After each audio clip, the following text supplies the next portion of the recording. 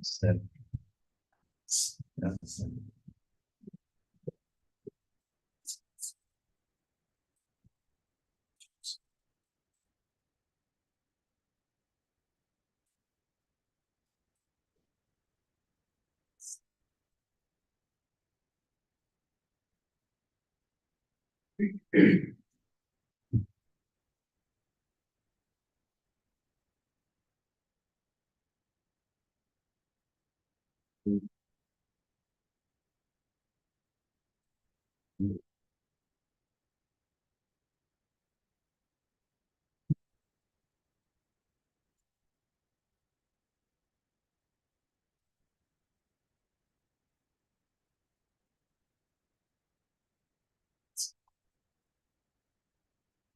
Oh, this is not 6 o'clock, is it? I don't think so. I'm not very my slides.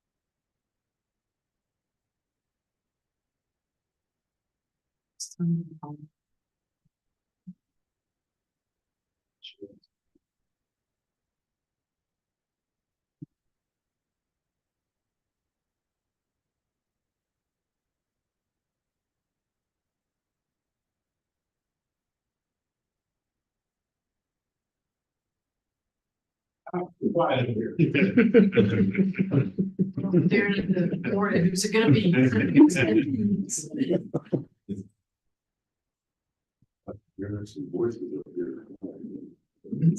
were talking about Isoed stops. So we were talking about Isoed stops. Oh, well, you can continue us. Okay, well, that's 5:35, I'd like to call the meeting to order. There you go. I mean, I pledge allegiance. I pledge allegiance to the flag of the United States of America and to the republic for which it stands, one nation, under God, indivisible, with liberty and justice for all.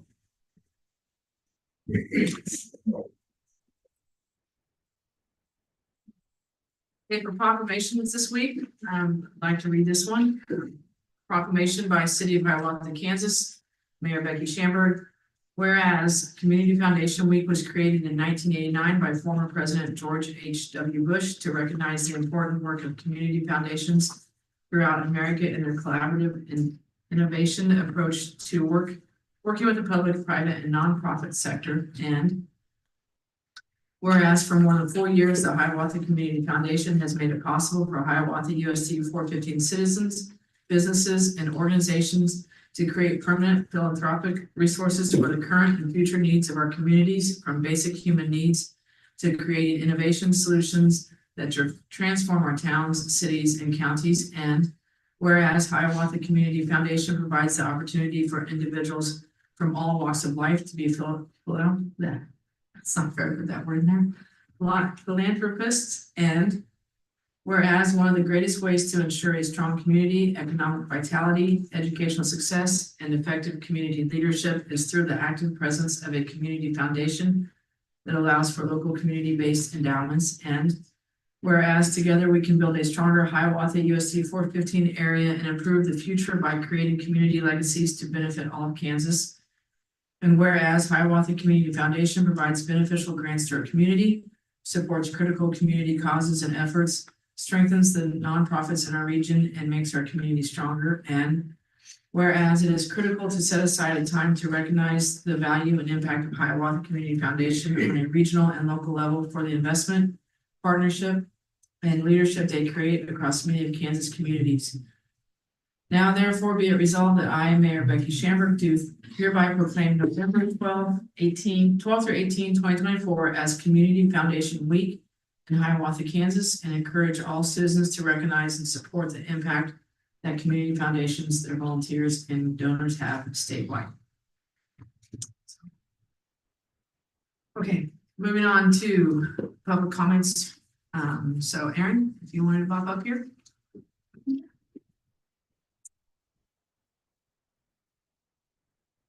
Good evening. I have copies of my address report if anybody would like them, just in case, but it's from the library. And just giving updates on several things we've got going on. So far fall has been jam-packed full of things. We did our pumpkin patch story time and we had about 25 to 30 attendees come out to Mulberry Pond for a story time we did there, and then we decorated small pumpkins. Any of the leftover pumpkins came back with us and we got to decorate them throughout the season. We did free mini photo sessions out by the courthouse. We had 2 of our staff members be photographers. We had 12 families come and visit us in one afternoon. And that's always really fun to have everybody come out. We have done some different Halloween craft kits and we handed out over 40 of those, including to like BCDS clients that come and participate.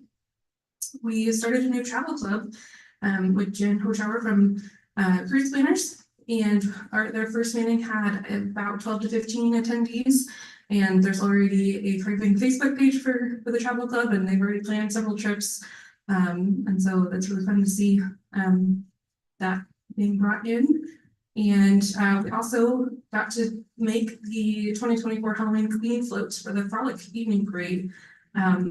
And I'm on the chamber board as well, and I know it can be really difficult to find as many convertibles to fit all of the contestants on, especially this year we had 16 contestants. And so we offered to use our float this year to house them all for the parade. And that was thanks to the Friends of the Library.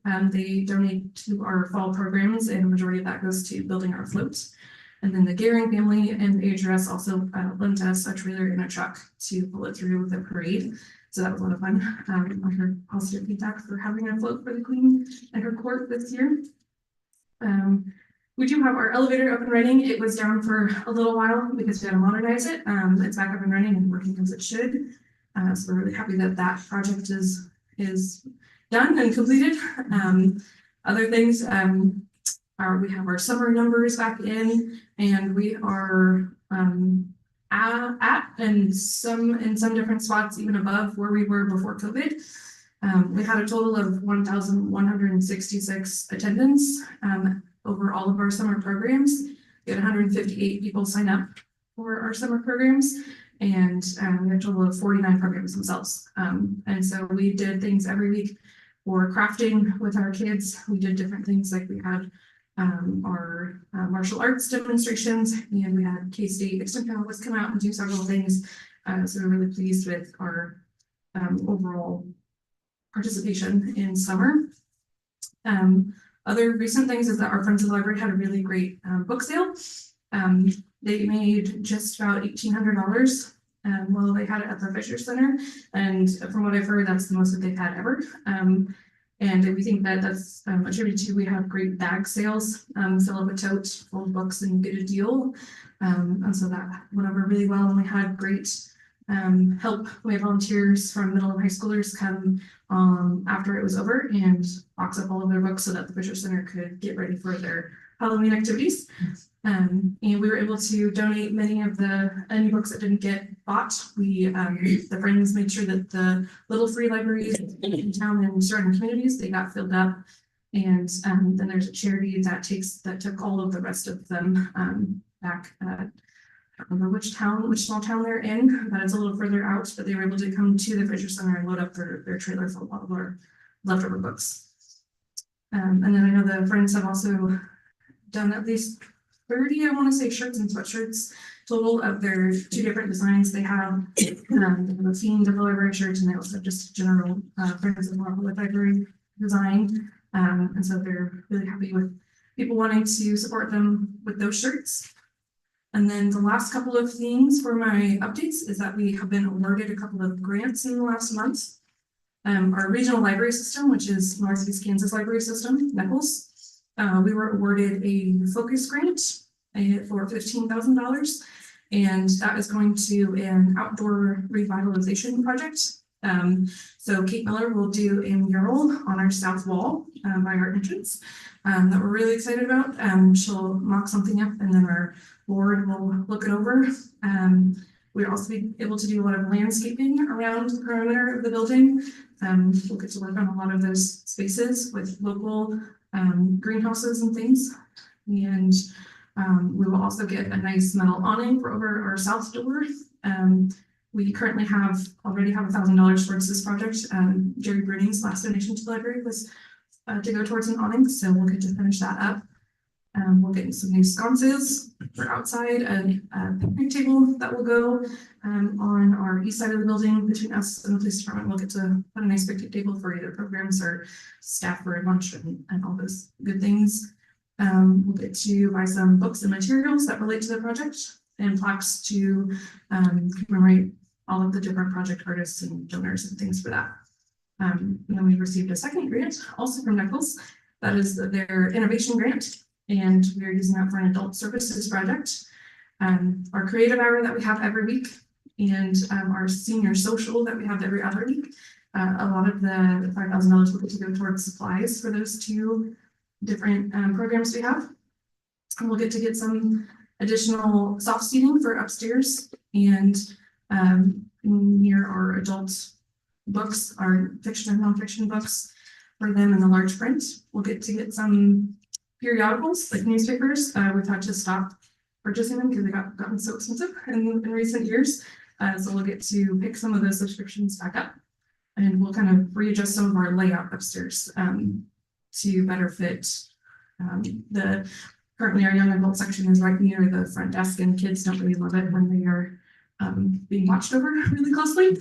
So we're going to try to see if we can move it around a little bit so the adults and periodicals can be more towards the front and easier access space. So those are all the updates I have. Do you have anything planned like when we're not that far from Christmas Sure. break and all of that? Yes, so currently we've started another new program we've started is like a family game night once a month. So the first month we did it, we had bingo night and then we had a Halloween trivia night and tonight actually is another bingo. We've had really fun participation across all ages. We've had moms with their littles there and we've had older patrons come in and want to win some chocolate and other things, little cups and things like that from our bingo prizes. And then we'll have a winter holiday Christmas type of trivia going on in December. And we're also hosting elementary school and some of their preschool kiddos. They're going to come in on one day just before Christmas break, and I believe it's a reward for something. I can't remember all the specifics, but it's a reward day basically, and they're going to bring everybody in and their reward is to come hang out at the library and do some crafts. So. Well, I love seeing that relationship between the school and the library. Yes, we're very fortunate that we're reciprocal both ways for that. Anybody else have any questions or anything? I have a lot of caffeine today, so I talk quickly. Well, there's a lot of different. Yeah. Yeah, a lot going on. Yes, yeah. I'm happy to give over some of everything I just said if anybody wants a copy, otherwise I can email it over, but. Okay, that's great. Yeah, thanks. Thank you. I'll, if you're gonna email it out. Yeah, I think she's gonna scan it and have it available. Yes. But I can also email. Okay, so we're gonna move on to the consent agenda. Brad, is there anything to add to the very short consent agenda? There is not, no. Make a motion to approve the consent agenda as presented. Second. And moved and seconded to approve the consent agenda. Any further discussion? Don? All in favor? Aye. All opposed? Motion passed 4-0. Moving on to old business, the HPNR truck. So I'm assuming you're Stacy Jasper again. Yes, so this was brought up at our last meeting. We had gone out for sealed bids for for a truck for the HPR. In the bids, we had put either new or used. We only had new bids that came back for new trucks. The low bid at that time was for a 2025 Chevy Silverado. That was for $44,891.40. That would have been for Lewis Chevrolet of Atchison. And I would like to bring this back to discuss accepting this bid or a method of purchase that, or where we want to go with getting a truck for the HPR department. Are we able to just approve 15, 20,000 or something like that, and then you guys go look for one? Or how's that? I mean, do we have I any other? think that the method that we should use on that is if we decided to reject all bids, we could, if we wanted to go out for used trucks, we could reject all bids and then just bid for used trucks, send those to people that we know that have the used trucks, and then bring those bids back in. That's the way. I think it'd be worth looking at, Okay. just see what's out there. New trucks will probably still be there still. But you said when we asked for used trucks before and they didn't have any. The people that we sent them to did not, and while I was doing some, I did some looking for used trucks. There are dealerships that have trucks available, much like the Dodge that Dominic rear drives. There's a car dealership down in Lawrence that has a lot of them on the lot. I think there's one in Olathe that has a lot on the lot as well. I think those are Fords, but I think they are available if that's the direction we want to go.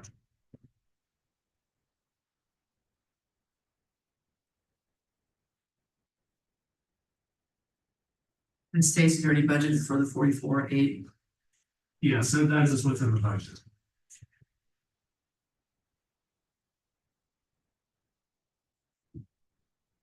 I think we should at least find out what's out there for used vehicles. We can always come back from new. I guess my concern still is we've been working on this since 2020. I mean, that's, yeah. Evans, what do you think?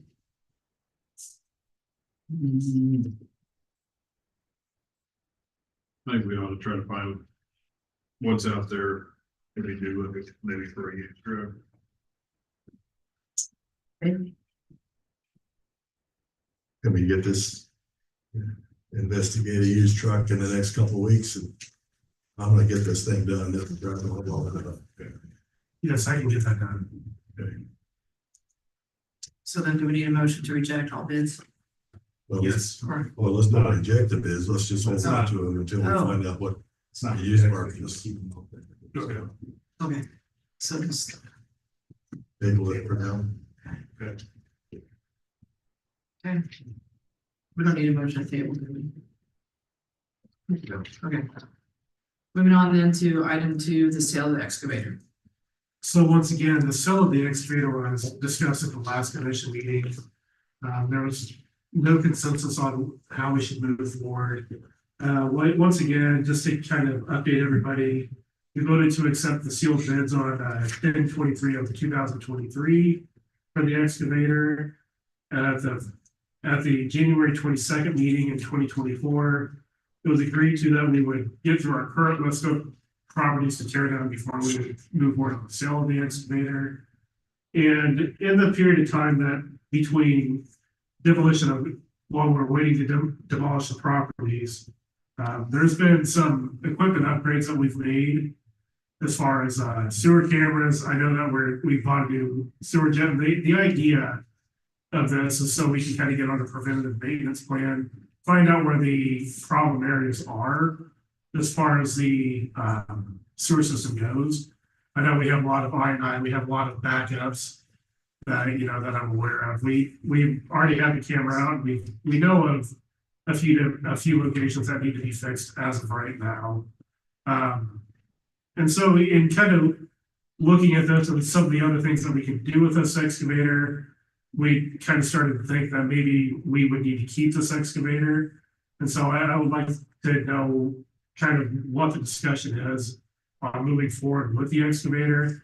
I know that as far as fixing the problems that we could find, there's always a possibility of us contracting that work out.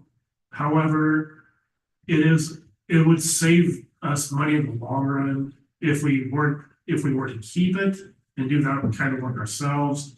But I did want to point out that if we did keep this excavator, that would also take another investment in equipment in order to move it around, as well as the shoring equipment. And so it's not that we could do that work currently with what we have. We would need to invest in more equipment in order to be able to do that kind of work. And so that's where I kind of wanted the discussion to lie. I know that if we invested in the equipment, we could save money in the long run if we did that. However, that would be an upfront cost at that time. And so I'm going to open it up for discussion at this point. Well, my stance on it's been, we have other backhoes and we can go plenty far down. Yeah, I just want to be clear that it's not the only backhoe that we have. And, you know, other backhoes that can go at least 12 to 13 foot down, and that's as far down as we need to be going, probably anyways. So I can't stress it enough, even if we did, we shouldn't be going down that far without proper training and all the equipment to do that. So the odds of us doing that are very slim, and I would even discourage us doing it. Just some things you leave. Some things are worth paying for, things that people do every day. And I just can't say it enough. You know, the last thing I want is to have anybody get hurt trying to save a couple $1,000. So that's going to be my standpoint on it. We're still gonna use the excavator to demo properties as well, right? Yes, we can still use it for that, yes. But we have to get Asbestos. training and everything else. Which that's day, 2 A days. couple, it's a couple big class, yes. And you actually have to follow through with that as well. So does the excavator or does the backhoe we have currently, is it capable of pulling the shoring that we have in and out of the trench? Out of a deep trench, no. Out of a shallow trench, yes, we probably could. We're gonna need that extra force of something to be able to actually get that out of the trench itself. So if it was a very deep trench, probably not.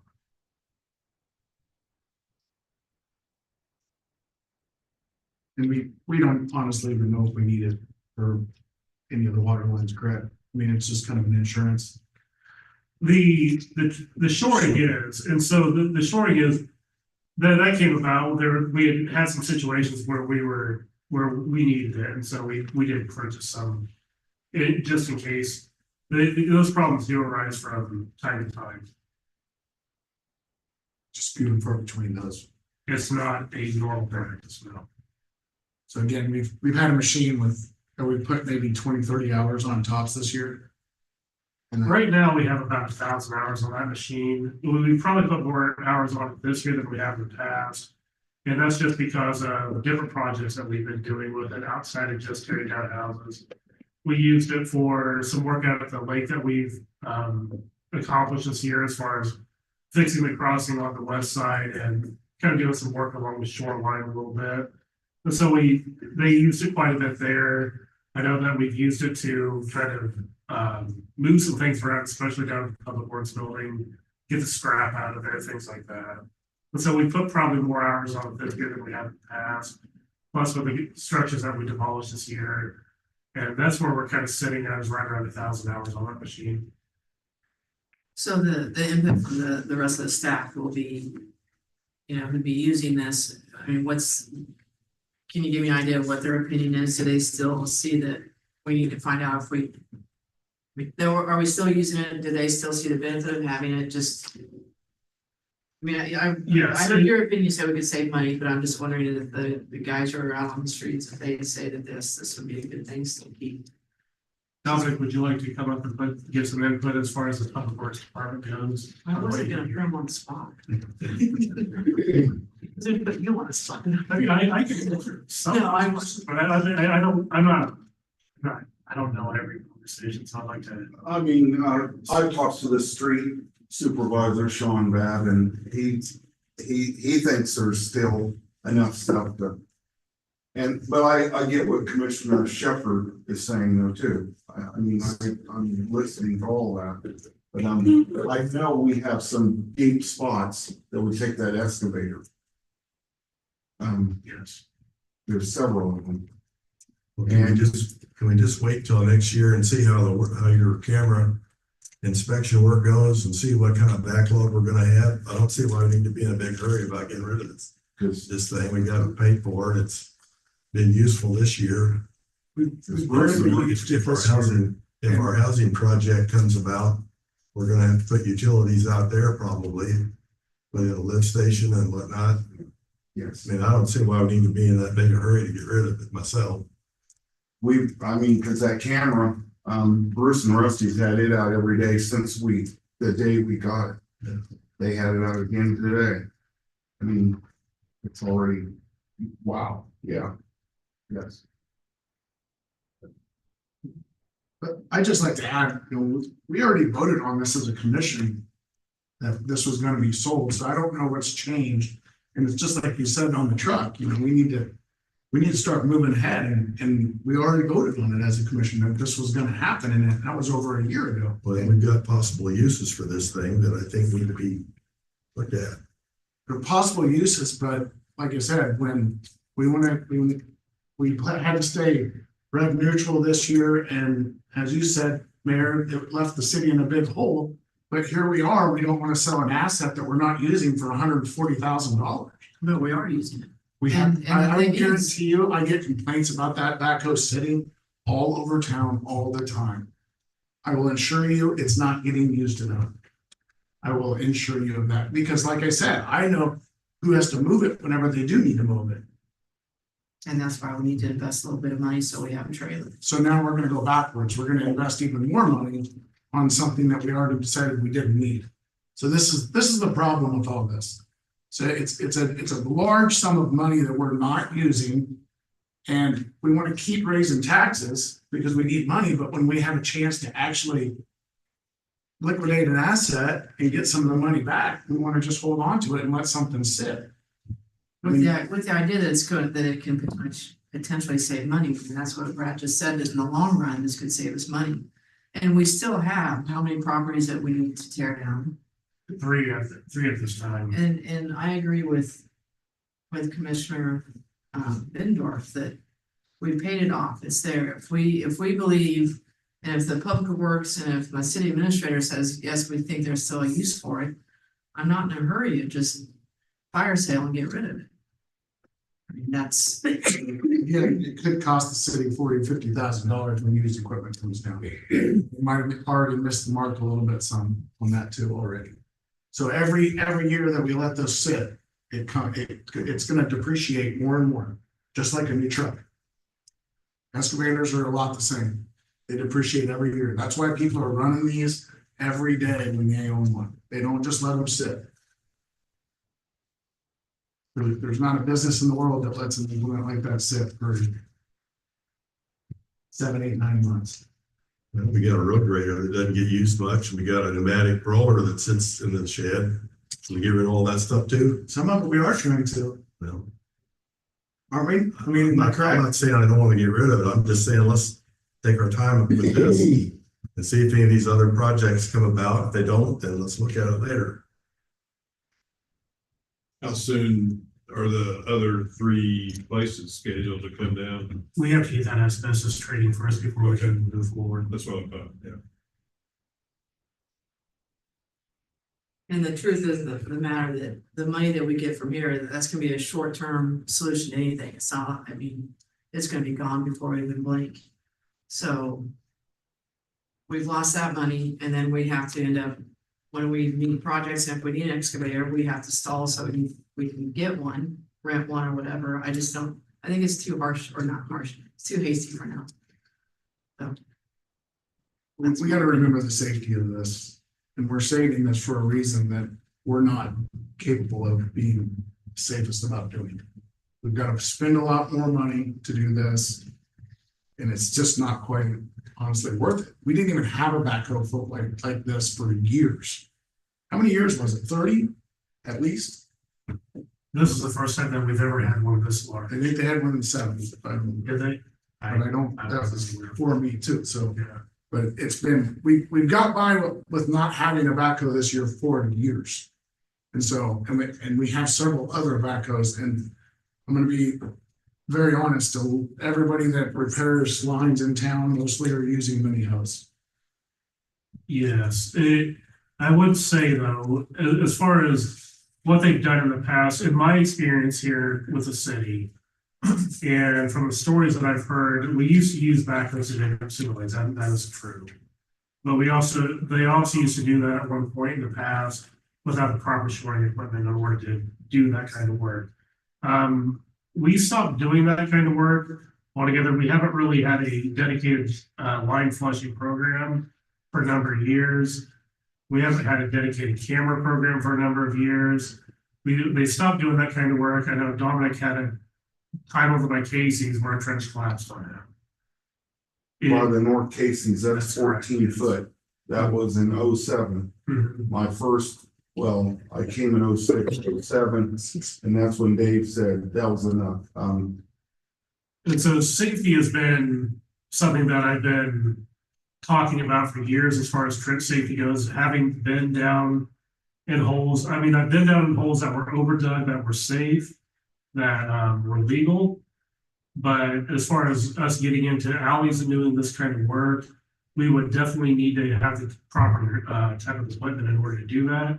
We have staff here that is perfectly capable of doing that kind of work, but it would just take that kind of investment in order to do it safely.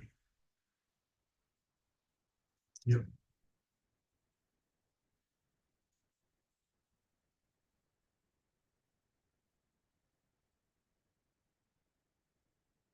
I'm still in favor. I don't know what our next step is, if it's a consensus or if somebody needs to make a motion to sell the excavator and then we see how it goes from there.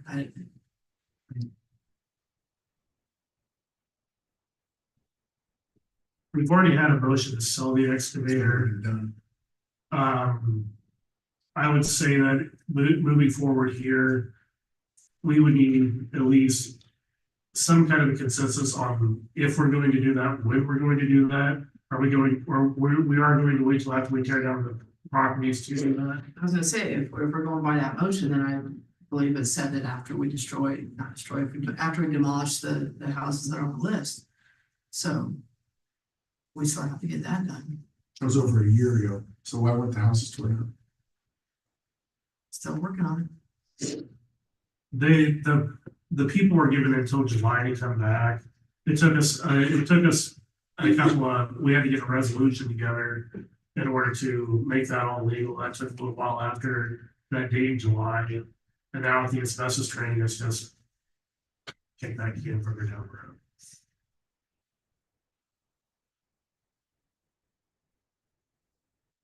I'll make a motion to postpone selling the excavator until next year at this time.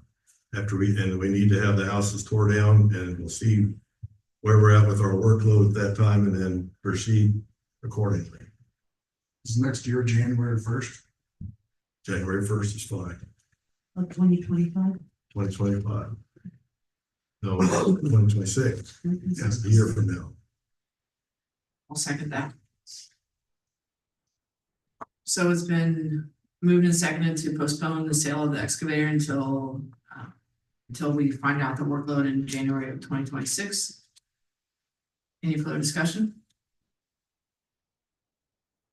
If not, fine. All in favor? Aye. All opposed? Nay. No, So then we don't have. So it doesn't pass, That's how that's. which means what? We're working on, Tearing down the houses. Very less than we have. I'll make a motion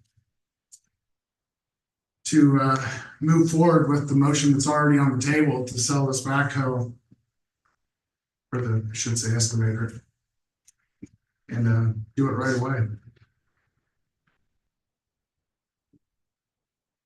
Is there a second?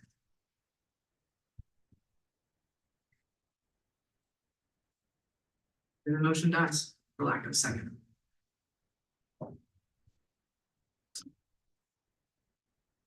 Moving on to new business. I guess there's nothing on new business. Moving on to communications, anything else? I gotta stop you there because we still have a motion on the, I mean, we still have. The existing time we passed it over a year ago. So what are we doing? It's, But we had also discussed on January 22nd, 2024, of waiting until we got with all the, through all the properties that were on the current list, which we're still have some of those properties on the list to tear down before we sell it. That wasn't in the motion though, correct? Not in the original motion, but it was discussed on January 22nd, 2024. In the commission. Just move on. I don't know what to say about it. Okay, moving on to communications. Anything you need to add, Brad? No, we just have the chamber newsletter, the income statements for October and the revenue and expense reports for October as well. Any questions? Okay, how long for executive session? 10 minutes. Okay, I'd like to make a motion that the city commission recess into executive session in the conference room for 10 minutes to discuss land located within the city. Justification for closing the meeting for the preliminary discussion of the acquisition of real property. The open meeting will resume at 6:19 in the commission chambers and to include commission, city administrator and city attorney Yes, and Patrick Sheldon, the fire chief as well. and Patrick Sheldon, fire chief. You win. In a second. I'll second it. Moved and seconded. Any further discussion? Don? all in favor, Aye. all opposed. Motion passed 4-0.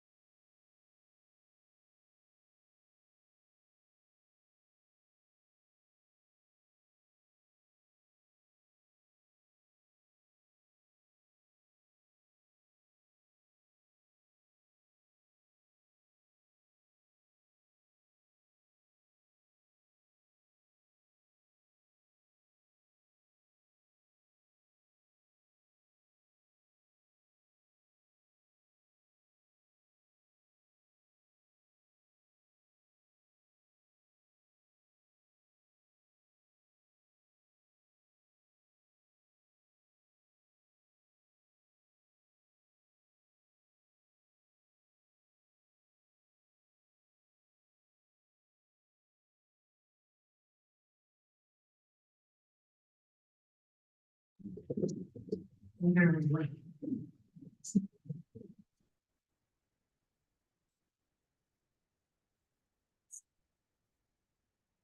make a motion that at 6:27, commission is called back to open meeting. The commission took no binding action during the session.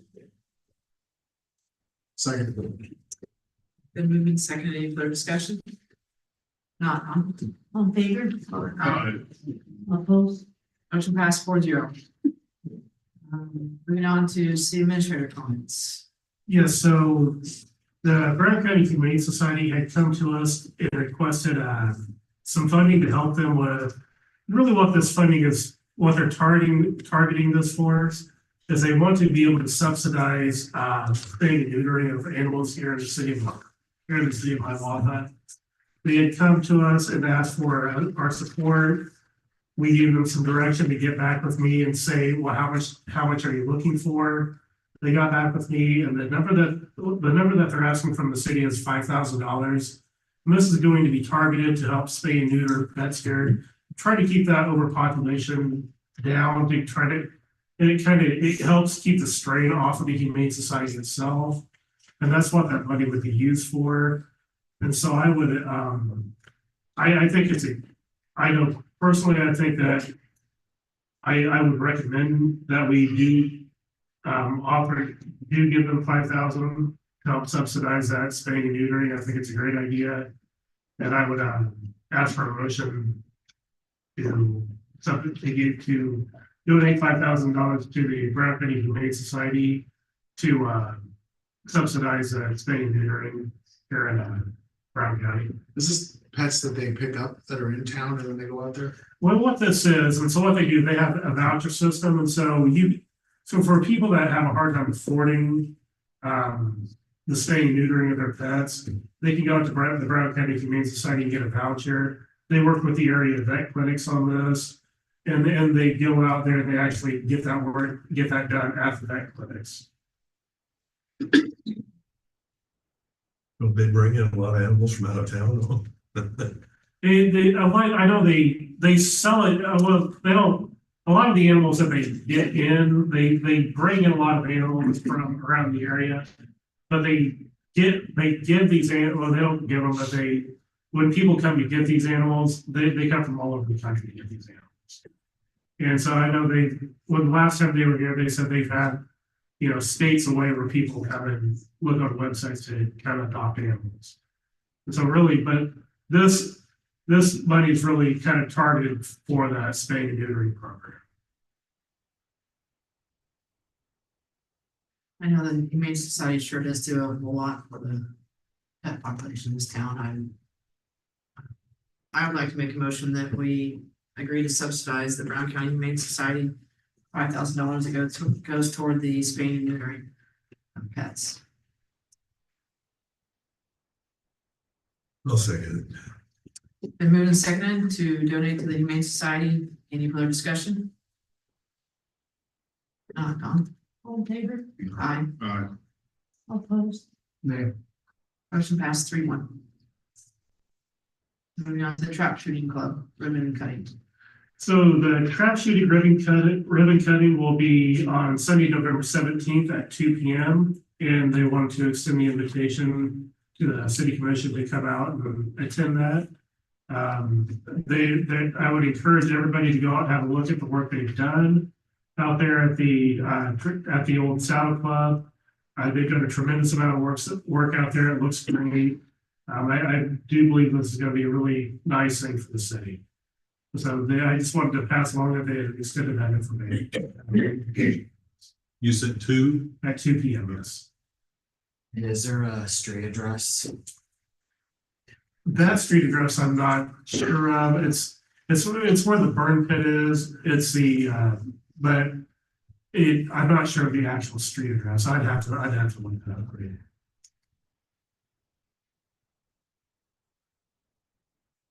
Any other questions? All right, moving on to the governing body comments. I have none. Dave? I don't have any. Brian? I was out at the tree dump and there's a bunch of stuff out there. Yeah, there was a bunch, it was like clear out to Almost to the corner. So are you talking about limbs and things like that? Right. But, I just wanted to remind the public that there's absolutely no demo. There was a couple of doors and stuff out there again. People like to drop wood. That doesn't mean that it's okay, so. Evans, I don't have anything tonight. entertain a motion to adjourn. So moved. Second. Moving to second, Don? All in favor? Aye. Uh, Opposed? Motion passed 4-0. And we're done.